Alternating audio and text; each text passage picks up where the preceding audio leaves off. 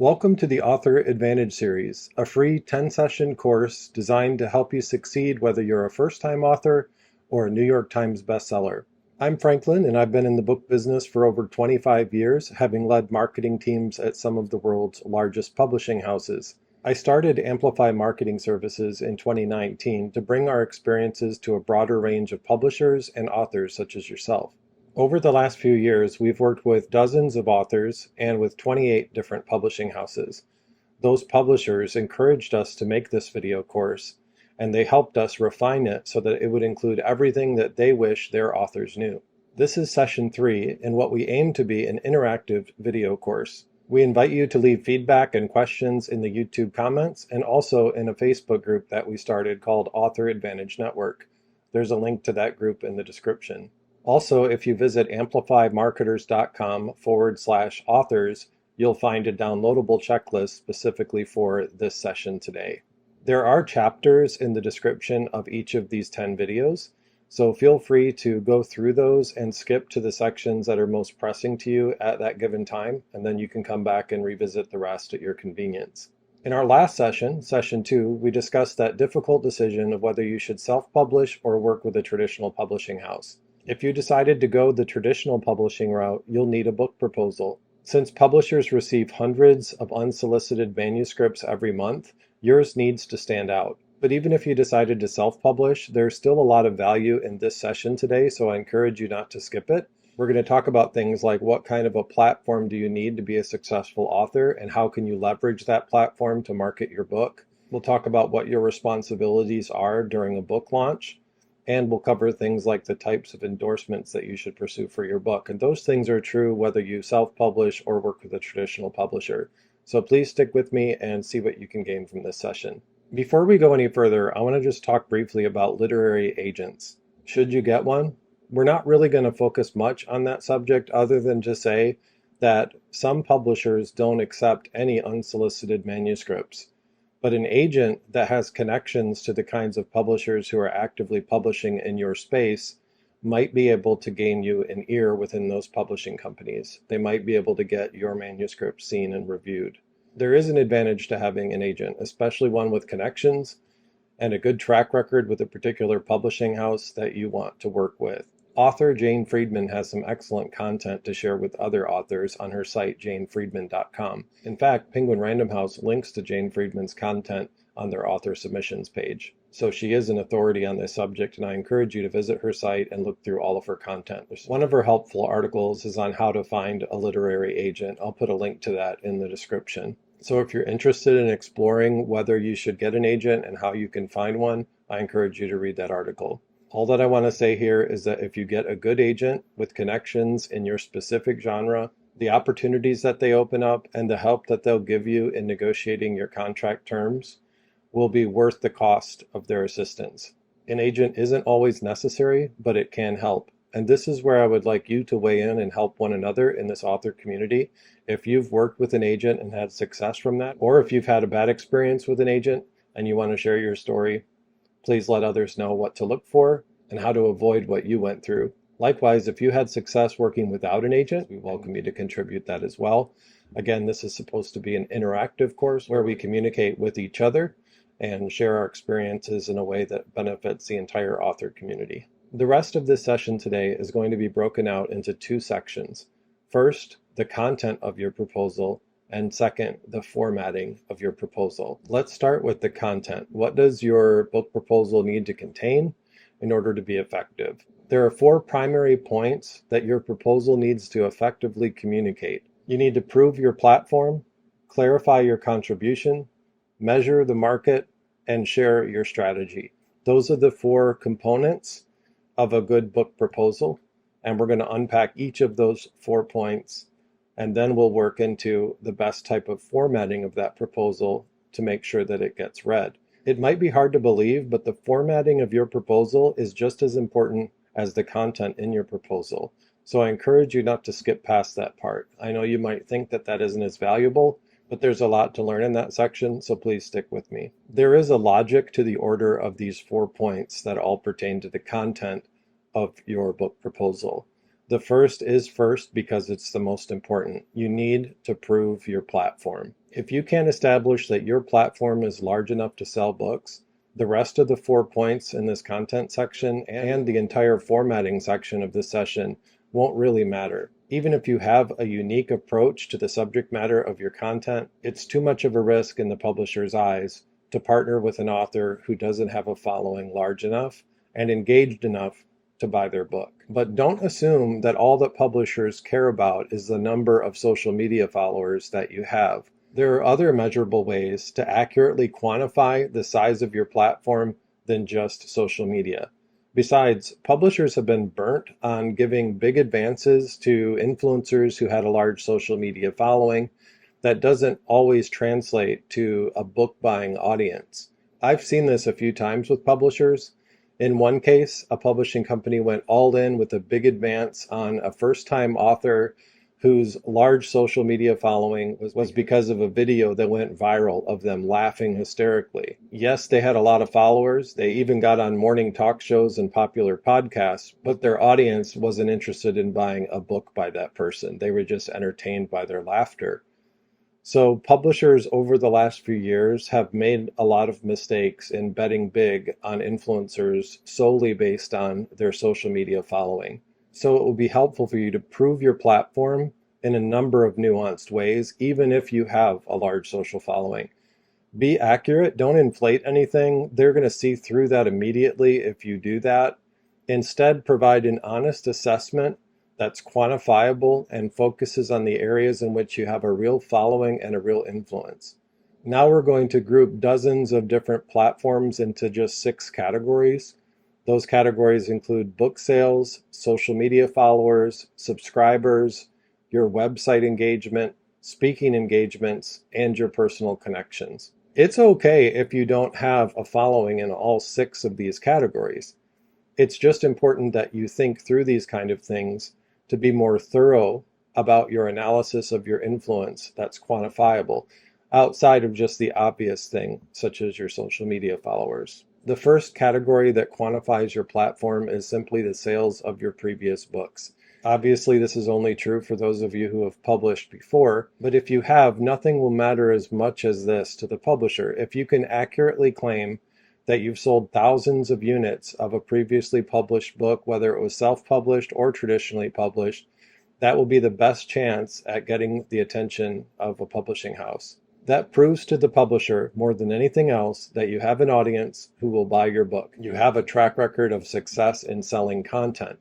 So when you look through those numbers, be accurate, but include all of the formats, the print, the digital, and don't forget your audiobook as well. The second category in which you can quantify the size of your audience is your social media following. We've already talked a little bit about this, but I want you to think beyond just the major social media platforms such as Facebook, Instagram, Twitter X, Threads, and LinkedIn. Consider other platforms like Snapchat, TikTok, Pinterest, Discord, Twitch, Reddit, anywhere that you have followers. And if that number is large enough to be impressive, you can share that as proof of your digital platform. But this isn't just about sharing the number of followers. There's another metric that you can look for. And again, if it's impressive, it could be worth sharing. This could be the number of video plays that you have for all of your videos combined, or for one particular video that is trending. Or it could be the number of social post reactions or shares or saves or retweets or comments. If there's an impressive number that proves you've had real engagement with your content online, whether it's the number of followers on a platform or the amount of engagement that you've had in those platforms, consider the best metrics and the best way to communicate that as evidence of your reach and your influence online. The third category of a digital platform that you can quantify are your subscribers. First, your email subscribers. Do you have a website and an e-newsletter that goes out regularly to your subscribers? If so, is that number impressive? Is it over 1,000? Is it over 10,000? That number in itself might be something worth sharing, and that's something not public or visible to the publishing companies. They'd never know that if you don't share that with them. Then there are other metrics that might matter as well. If you have a uniquely high open rate or click-through rate on your email list, that's something that you should share. It just goes to show that your audience really cares about what you have to say. Now, don't assume that the person reading your proposal knows what a good open rate or click-through rate is. State that in your book proposal. If you don't know, Google it and find what the average open rate and click-through rate is at that given time, and share that yours is a certain percent higher than average. Again, this is about honestly but accurately communicating the kind of platform that you have. And if you can show that even 1,000 or 2,000 people look forward to receiving your email in their inbox, and they open it and they click through to whatever you ask them to explore, that proves something to the publisher. An email list is a powerful tool. And if you don't have one as an author, that might be something that you consider strategizing a way to gather leads so that you have a network of people that you can reach out to without having to depend on another platform, such as social media. I highly recommend, if you don't already, to have an author newsletter. Then there's another type of subscriber, and that's YouTube subscribers. I didn't include YouTube in the social media section, and I could have because it is technically a social media medium, but it is different enough that I think it fits better under this category because a YouTube subscriber is worth considerably more than most social media followers, especially those subscribers who have clicked the bell to be notified whenever you have a new video. YouTube is just a very highly engaged audience, and some publishers will recognize that. So give a little bit more thought to how you communicate your platform on YouTube. Yes, list the number of subscribers that you have, but there are other metrics as well that can be even more impressive, and that is the number of plays that you have of your videos collectively, or of any one video in particular that has gotten a lot of attention and engagement. You could also use the total watch time, something that's available to you in YouTube Studio. You could even prove engagement by the number of comments that you've received on a particular video or on all of your videos combined. Many publishers value the skill of being able to communicate effectively on video, and they value that medium for their marketing collateral. So if you have proven that you can communicate well in video and engage an audience, that's something that can make a difference. Also, if you hyperlink to your best performing videos, that's a chance for them to see you personally and see how you communicate, see how professional you look, and get to know you a little bit. So there can be a number of reasons for you to try to find metrics that are accurate and honest, but that communicate your ability to capture attention via video on YouTube.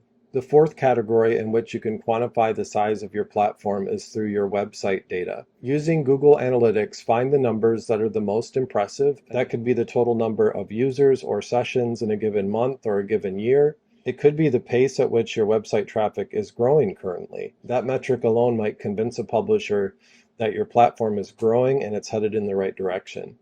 Also, look into Google Analytics to see which of your pages are getting the most attention. Look at your blog posts or your articles and see if any of them have impressive numbers, either total sessions or users that have visited the page, or high engagement time.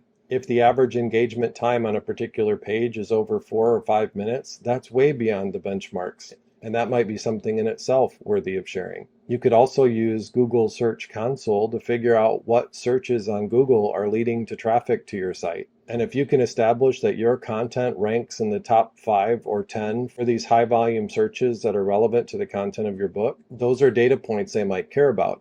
If you can say 5,000 people a month complete this search on Google, and 25% of the people who do that search end up going to our page to see what we have to say on this subject. Do you see what I'm getting at here? Find the story. Find an accurate, honest story that communicates your digital platform, in this case, through your website data. And Google Analytics and Google Search Console are free tools available to you if you have a website. The fifth category that can quantify your platform's size is through speaking engagements. Let's break this section out into 4 subcategories as well, starting with conferences. If you've been invited to speak at conferences on the subject matter of your book, that gives validation to your claim of being a thought leader in that space, and that will get the attention of a publisher. So if you've spoken at conferences, list how many of them and which ones in particular that you've spoken at, and if those conferences are large, include the number of attendees. If you haven't been invited to speak at any conferences, you should know that many events take submissions. So look through any conference that's related to your subject matter and submit yourself as a potential speaker. Sometimes you'll get paid to speak, sometimes you won't. Sometimes they'll just cover the cost of your transportation, and sometimes they won't. But even if the entire cost falls on you, you have the advantage of being able to say that others recognize you as a thought leader in your space, and that can carry some weight with a publisher. The second type of speaking engagement is virtual events, and that could be a webinar, an online conference, online seminars or workshops. Any type of online event that you've contributed to could be listed here. And it could even be worth coming up with an event yourself and promoting it and leading it just so that you can say that you led a workshop on the subject matter of your book. And again, if the numbers of participants are impressive enough, list that in your proposal as well. The third type of speaking engagement would be when you're invited to be a guest on a podcast. You could list the number of podcasts that you've spoken on over your lifetime or over the last year.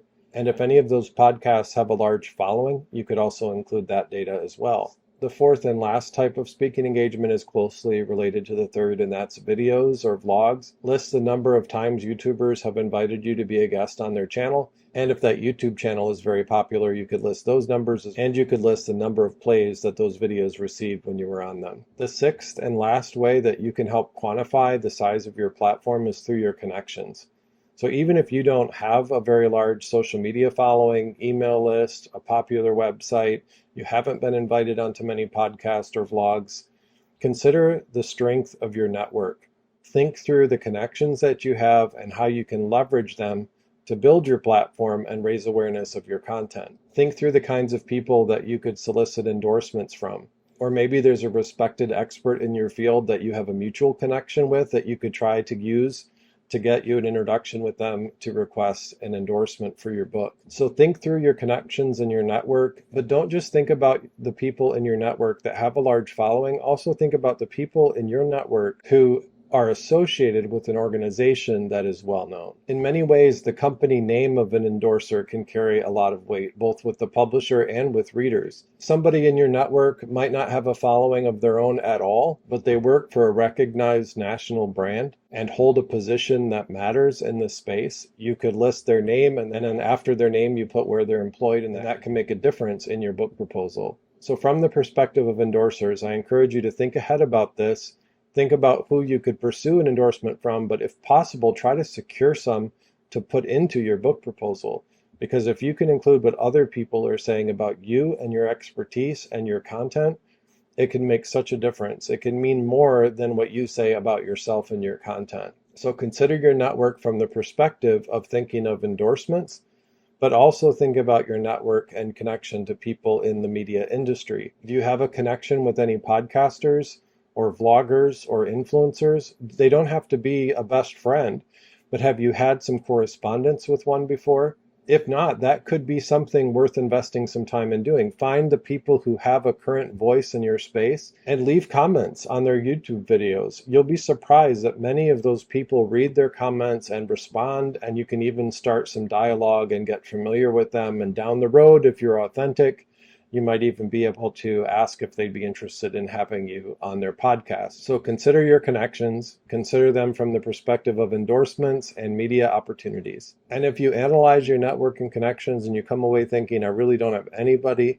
that could be a potential endorser, I really don't have any relationship with any media personalities, then that might be cause for you to slow down a little bit on sending your book proposal and build some of those things so that you can have a better chance of getting a book deal. So you can prove your platform to a publisher in a book proposal by establishing your history of book sales, your social media following, your subscribers, your website engagement, your speaking engagements, and your network of connections. Once you've established that you have a platform, now you need to convince them that your contribution to your subject matter is unique and compelling. In Jane Friedman's article about making a nonfiction book proposal, she states this in the section titled "The Biggest Mistake Writers Make in Their Book Proposals." She says, "It's natural to assume the book proposal should discuss what your book is about, but this is a mistake. Rather than focusing on the content, focus on why this book matters right now to the intended readership. Why is it going to resonate? How is it addressing an urgent need? How does it offer something new and surprising that doesn't feel like everything that's come before?" This is the second hurdle you have to overcome. If you've convinced them that you have a platform and they're paying attention to what you have to say, now you have to convince them that you have a compelling angle on your subject matter. There are 5 concrete ways in which you can position your book and show how it is different and unique and valuable. Your descriptions, endorsements, the table of contents, comparable books, and categories. Let's go through these 5 ways that you can position your book, starting with descriptions. You need to have one that is 1 sentence long. Most of the book proposal templates on publisher sites ask you to give a 1-sentence summary of your book. This is going to be one of the most difficult things for you to do as a writer, but it's critical. You need to succinctly communicate what your book contributes to the subject matter. Write a clear and compelling 1-sentence description and give this plenty of thought. Then ask friends to weigh in on it. Friends that will give you their honest opinion about whether your 1-sentence description is intriguing enough that they would want to read your book. And this isn't just for the book proposal. This 1-sentence description, if clear and compelling, might be used on editorial forms, marketing plans, and even talking points for salespeople. Salespeople need what they often refer to as an elevator pitch. Sometimes they only have 1 sentence that they can get out when they're trying to convince a book buyer to stock your particular book in their stores. For example, they come to a Barnes & Noble book buyer for a specific category or genre of books, and they come to that book buyer with dozens of titles for that season. They might only have 30 to 60 minutes with that book buyer. We've seen buyers flip past a sell sheet for a book in less than 5 seconds. That 1-sentence hook might be what helps that salesperson capture their attention and get them to slow down before moving on to the next title. So I strongly encourage you to take your time with this. Be accurate, be descriptive, but above all, be clear and compelling.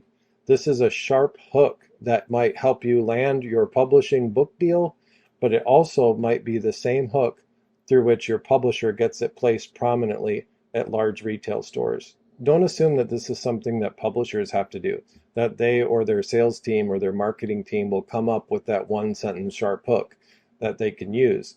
They will if they have to, but no one knows the content better than you do. Most of the time, the people who are presenting your books to book buyers haven't read it. So they don't know the content inside and out. They don't have time to read every book that they're selling into a store.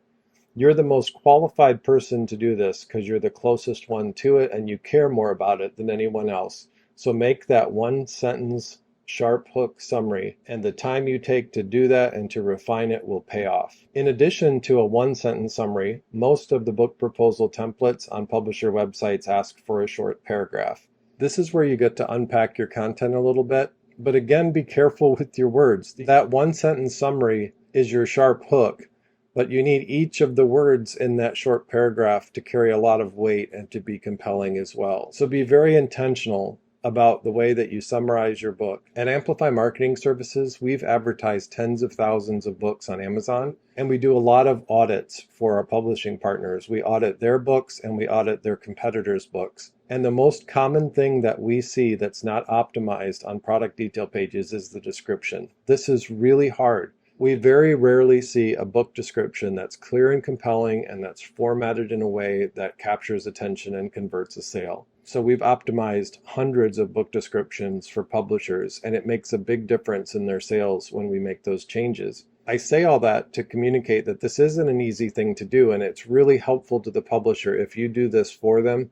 It's helpful for them, but it really benefits you as well, because the more clearly you can communicate the value of your book in a short description, the better your chances of getting a book deal, and you might be surprised to see very similar wording used on the product detail page when your book is listed on Amazon. The second way to communicate the unique contribution that your book makes is to have endorsers say that for you. We've already talked a little bit about endorsements, but this is one of the biggest benefits of having endorsements. If an endorsement communicates that your book has the same unique contribution that you've stated your book makes, it will help validate that to the publisher as they're making this important decision.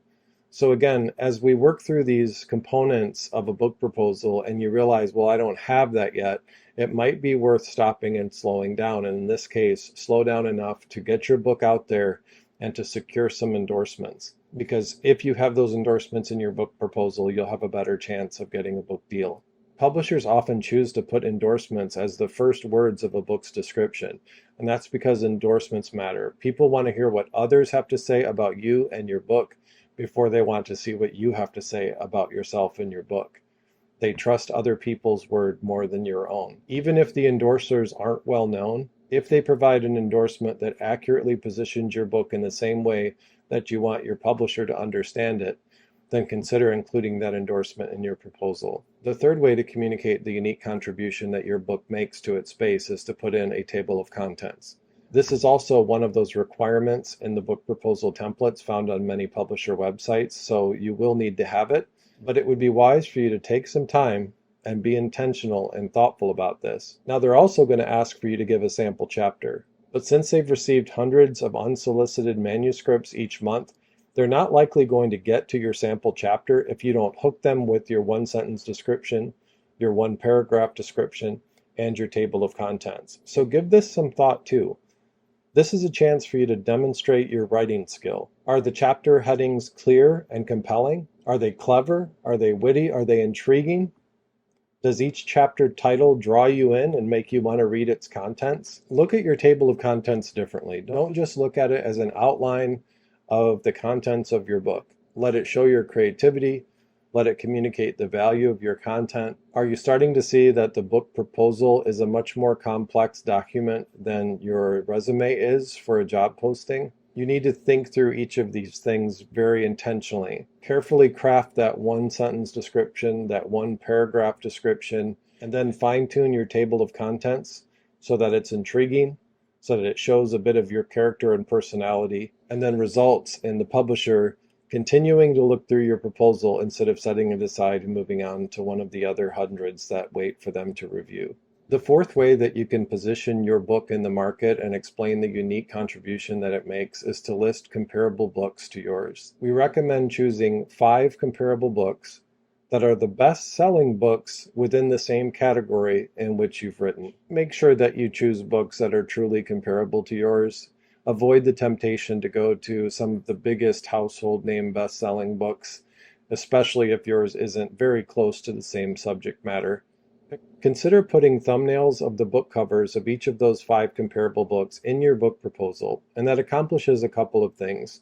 First, it breaks up the monotony of text and makes your book proposal a little bit more engaging and skimmable, but also you can hyperlink those book covers to go to the product detail pages for those books, making it easy for the publisher to investigate what you consider to be the closest books on your subject matter. The easier that you can make it for your publisher to quickly assess the space in which you've written, the better. The fifth and last way to clarify the contribution that your book makes to its subject matter is to categorize the book for them. And there are a couple of ways in which you can do that. First is through BISAC codes, and the second is through Amazon book categories. If you do just a little bit of work in this area, you're doing this work for them, but also for yourself, because you're making it easy for them to see where your book falls in these categories in which you can place your book. BISAC codes are a great way to do this. There's a link in the description to the directory of BISAC codes, and I encourage you to check a few of them. For example, if you have a religious children's book, you'll want to check the juvenile codes, and you'll also want to check the religion codes, and then see which of them is the most accurate. For BISACs, it's helpful to choose 3, have 1 as your primary, and then 2 secondary BISAC codes, and that will help them see where you believe this book should be positioned in stores and in libraries. Next are Amazon book categories. There are thousands of book categories on Amazon, so go through that list on Amazon, selecting the ones that are the largest and most accurate to your content, and again, choose 3 and list those here. This is just about making it easy for them to understand where your book falls in the market. Give them the BISACs, give them the suggested Amazon categories, and they'll appreciate that, and it'll help them understand your content even better with less thought and effort. Third in the list of 4 points that should be included in the content of your book proposal is to measure the market. Once you've proven your platform and clarified your book's unique contribution, you now have their attention. But to go any further, next you need to quickly convince them of the sales potential of your book. This is where you can mitigate the risk that publisher will feel by doing some homework for them and quantifying the size of this market. Earlier we stated that there's nothing as impressive to a publisher as the number of units that you've sold of previously published books, whether they're self-published or traditionally published. But you can and should also share the success of popular related books. But how can you prove that another book on the same subject did well, especially if it isn't a book that the publisher was familiar with? Well, there are a few ways that you can do that, and it can help to demonstrate to them other books on this subject have done really well, for example, and then list a few. The first thing you can do is to go to those product detail pages and look at the descriptions. If that book met a particular sales threshold, they might put that in the description, and sometimes it'll be right at the top. They'll say something like over 100,000 units sold or over 1 million units sold, and they tell you that exactly, and you could use that in your proposal, that another book on the same subject sold 100,000 or a million units. Sometimes a book won't state the number of units sold, but they'll tell you that it was a New York Times bestseller or it was a bestseller in a different category, and that's something that you can communicate in your book proposal. But if you can't find anything about the number of units sold, or you don't see any claims of it being a bestseller, the next thing you can do is see where it ranks in its category. So at the very least, you could say something like, this comparable book is on the same subject matter, and it's currently in the top 10 books sold in this very popular book category. So one of the best ways to quantify the size of your audience is to talk about other books on the subject that did well. But you can also think beyond the book publishing space and think of other popular forms of media on the same subject. Are there any popular YouTube channels or podcasts on the subject matter of your book? If you do some digging and find some numbers about those podcasts and YouTube channels, you can share that. For instance, if there's not a lot of popular books on your subject, but it is a popular topic in the podcast world, you can list some of those podcasts, and don't assume that they know them. There's so many podcasts out there, they may not recognize the ones that you list. But find out what their listenership is like and include those numbers. The same is true with YouTube. If there's a popular YouTube channel that regularly addresses the subject matter of your book, you can share the number of plays those videos have received or the number of subscribers that that channel has to demonstrate this subject matter is trending and there's a market for us to reach here. Let's say that you can't find any books that have done well in the same topic in which you've written. Are there other ways that you can quantify the size of your audience in Amazon? There is actually, and it's through the tool Helium 10. The 10th and last video in this series unpacks all the ways in which you can use this tool, so we won't do a full demonstration of it now. But if you enable the Chrome extension and you just go to the Amazon homepage and you start to search, as you start to type in letters, you will see an auto-suggest list populate beneath it. And it will list the top 10 searches as options to click on that start with the same letters that you're typing. Now that happens whether you have Helium 10 enabled or not, but when Helium 10 is enabled, it will show you the estimated average monthly search volume for those searches, and it will show you variations of them beyond just those 10. So that is an amazing way to use this tool to build a book proposal that quantifies the size of an audience.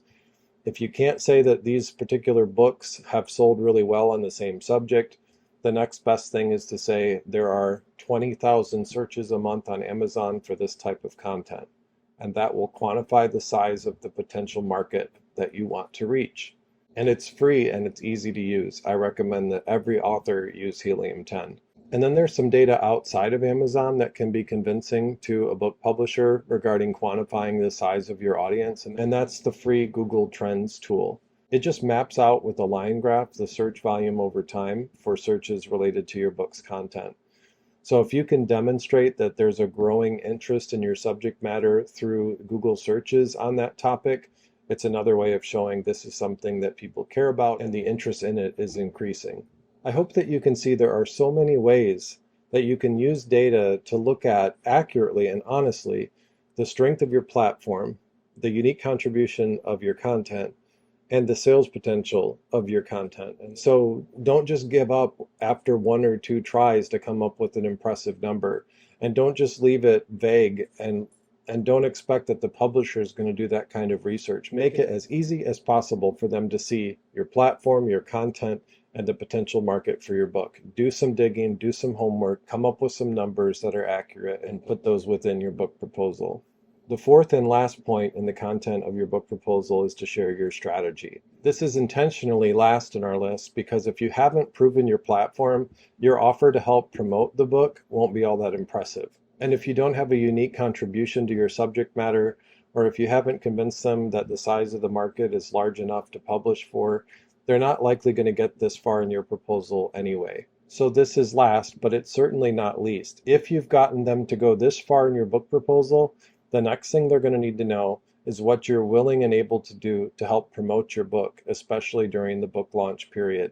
There are 10 areas in which you can express your openness to participating in the marketing strategy. First, offer to be actively involved in a book launch team and in book launch parties. That's going to matter. They're going to want that. They're going to need that. There are a number of reasons why a book launch team can help set a book up for success, and they need to know that you'll be open, able, and available to participate in all of the things related to building a community around launching your book. Also, express your openness to participate in securing endorsements. If you don't have endorsements yet, they need to know that you're open to leveraging your network and asking for your connections to provide endorsements. Why do I say that? Well, there are some authors who are hesitant to do this. They feel selfish, they feel guilty. For whatever reason, they don't feel comfortable asking friends in their network or colleagues to do a favor for them and giving them an endorsement. So if you state this up front that you're willing to leverage your network and pursue endorsements, that is something worth sharing with them.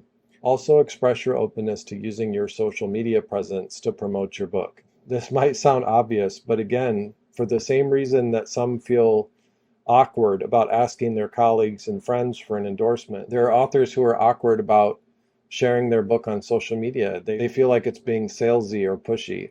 And since some of the best social media influencers are those who've proven to be authentic and generous, they just feel bad promoting themselves.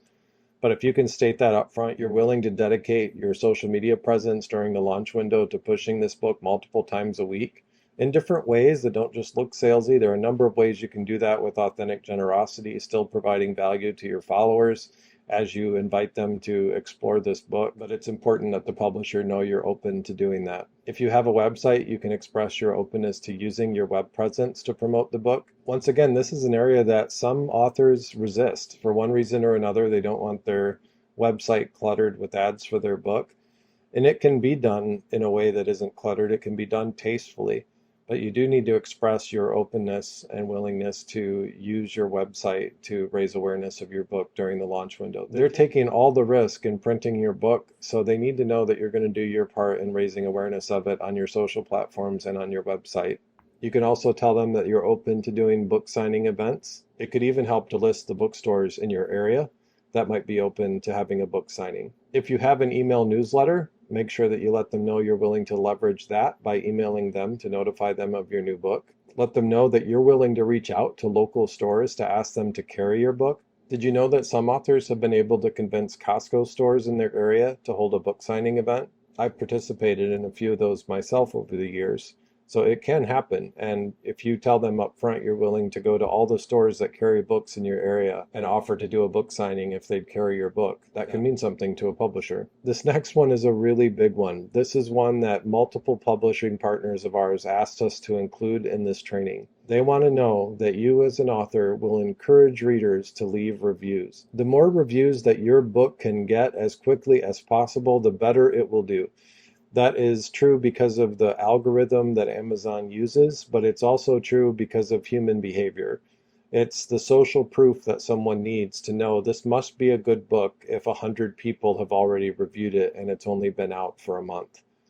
On the other hand, if a book has been out for months and only 10 or 20 people have reviewed it, it can cause someone to doubt whether that's a popular book or whether it's made a substantial contribution to its subject matter. But publishers can't force readers to leave reviews, and the best person to do that is you as the author. Find ways of encouraging your audience to leave reviews on Amazon, and it will make a big difference. They need to know that you're open to doing that. Also, express your interest in participating in a book trailer video. Many publishers know how important video content is for marketing your book. So if you state this up front, that you're eager and willing and open to contribute to book trailer videos, that could just give you a little bit of an edge and cause them to be interested in working with you. And then lastly, express your openness to participating in narrating your book for an audiobook. The audiobook category has been growing for a number of years now, and in many cases, audiobooks that are read by the author do better than those that are not. So knowing that you're open to doing the narration of an audiobook might matter to a publisher and could be worth stating in your book proposal. As you share your marketing strategy ideas with them, not only should you tell them the areas in which you're open to participate, you could even get more specific with them and share a few specific marketing ideas that you have. That could be an idea perhaps of pre-order incentives, some value add that you could offer to readers that would motivate them to pre-order, because that is a difficult time to promote a book. A lot of people want to wait until it says that they can receive it within a day or two. So often a publisher will want to have some valuable pre-order incentives to give. So if you could think through what other content you could give away that would help people order your book ahead of time. Maybe it's ancillary content that enhances the value of your book, like a study guide or a discussion guide, a leader's guide, a journal, or a workbook that ties in with the subject matter. Think through some specific book launch party ideas and share those with them. Think about specific endorsers and influencers who might be willing to provide some video footage to talk about their perspective of your book. So again, I just encourage you to slow down and take some time in this area. Think of some very specific suggestions regarding the marketing strategy that you could be a part of. This is another place where you can do some research and be specific. List each of the podcasts and YouTube channels and influencers that you'd like to be involved in promoting your book. And I'm talking about those that are outside of your network. But this just demonstrates that you know this space, you know the voices that matter, and you're coming to them with the ideas and saying, this is an area that I would need the help of your publicist, but these are the popular podcasts, YouTube channels, and influencers that have a voice in this space, and that would just help them start to get a vision for what their part in the publicity and marketing of your book could be. The last point regarding ways to share your strategy is a little unconventional, but it can really make a difference, and that is to commit to purchasing 1,000 copies of your book in the initial print run. Let them know that your intent is to give some away, to sell some on your website and on your social media and at events. If it will help, consider this part of the cost of launching your writing career. And it's really not that great of a cost considering everything else you've put into writing your book. The production cost for each unit will vary depending on the book, depending on the print run quantity, but it could be as low as $2 or less. So let's say it was $2, 1,000 copies would be $2,000 that you'd spend. But that might be the thing that tips this in your favor and gets the publisher to pay more attention to your proposal. By committing to buy 1,000 copies in the initial print run, they see that you have confidence in your book, that you're willing to bear some of the risk, that you have ways of moving units yourself, and that you're going to be active in promoting your book. Plus, the added 1,000 units will reduce their cost overall for each unit that they print. So this is just a little secret, but I highly recommend it. If you can offer to buy even more, perhaps do that. But 1,000 seems to be the magic number. 100 probably won't make any difference at all. 500 maybe, but I recommend committing to 1,000 copies to purchase yourself in that initial print run. And I think you'll be surprised how much of a difference that can make. So that concludes the first part of this session regarding the 4 points that should be included in the content of your book proposal. The second point is quite short, and that is regarding the formatting of your book proposal. When formatting your book proposal, the most important thing is to follow the specific guidelines that each publisher lays out on their submission form page. You start out on the wrong foot, and you start out with a disadvantage with the person reviewing proposals if you ignore the formatting that they request. And if you've submitted very many book proposals, you've probably seen a wide variety of requirements. Some require that you put everything into a specific form that they want completed. Others insist that you use a specific typeface and font size. Some don't accept book proposals for certain types of content like poetry and fiction. Some only accept submissions during certain windows of the year, and ignoring that isn't going to help your book proposal at all. Many publishers list an email address that they want you to submit your proposal to, but sometimes that's all that an author sees and they ignore the rest of the requirements and they just send everything like they want to send it in that email. But pay close attention to those requirements. Do it precisely as they ask for it to be done, and that will help you start off on the right foot and have the best chance of having your book proposal to be seen. It's also worth adapting your proposal for each publisher. Do a little research and be specific as to why you would like to partner with them. You could even make a custom video that you link to within your book proposal that gives a little introduction of yourself to them specifically. Now we're going to work really quickly through a few formatting points. First of all, most publishing companies require that your book proposal be under 5 pages long. Don't exceed that. Make sure it's under 5 pages. Let's take a second and just talk about text formatting within your book proposal. It needs to be what we call snackable. If it's just large blocks of paragraph text, it won't be read. People don't read large blocks of paragraph text. That's why a best practice for book descriptions is to follow a pattern that has a bold headline at the top, a short paragraph beneath it, followed by bullet points, and then larger paragraphs beneath that. We're going to talk about how to format your description in much more detail in a future session. But other than within the content of a book itself, people won't read large paragraphs of text, and that includes your book proposal. So make sure that it's broken out with the use of bold font and italics and quotation marks and bullet points in a way that the eye flows naturally where you want it to flow. At a glance, they should be able to look at the first page of your book proposal and have a good grasp of what your book's about and whether it's something they would be interested in pursuing with you. Here you see a side-by-side example of a book description. The words on the left and on the right are identical. The only difference is the formatting. But if you take a look at this at a glance, you're going to be able to come away with some sense of what is being said on the right side, simply because of the use of bold text and the use of bullet points and short paragraphs. So make sure at least that first page is snackable and skimmable. Also related to the formatting of your book proposal is to include as many hyperlinks as you can. Cite as many of the sources, link to as many of the books, whether they're yours or competitors. If you state any facts, make sure you cite it. And make it really easy for the person reviewing the proposal to validate what you've said and to explore what you've laid out by clicking those links. The more hyperlinks, the better. You don't want the whole thing to be blue underlined text, but if you use quite a few hyperlinks, you're just making the work easier for them. Earlier, we talked about breaking up the book proposal visually by putting book cover images. You can also do that by adding a photo of yourself, a professional photo, or at least a professional looking photo of yourself. So those are the formatting tips that we have for your book proposal. And even though that was short and sweet, it's just as important, because if you've implemented all of the 4 points within the content of your book proposal, but you format it in a way that just isn't skimmable or snackable, then it's not going to get read. So both of these 2 parts of this session are equally important. Include the right content, but put it in the right formatting so that it will be processed and digested and understood. I'd like to thank you for watching session 3. Please leave questions and comments in YouTube and in our Facebook group so we can all benefit from each other's feedback. The next session is going to be about choosing a title and a subtitle for your book. This can make or break the success of it, and we can help. We've helped publishers with hundreds of book titles and subtitles, and we'll walk through some of those best practices with you and some tools that you can use to make a good decision about the nutshell in which you choose to communicate all that your book is about. Thanks again for watching. We'll see you in session 4.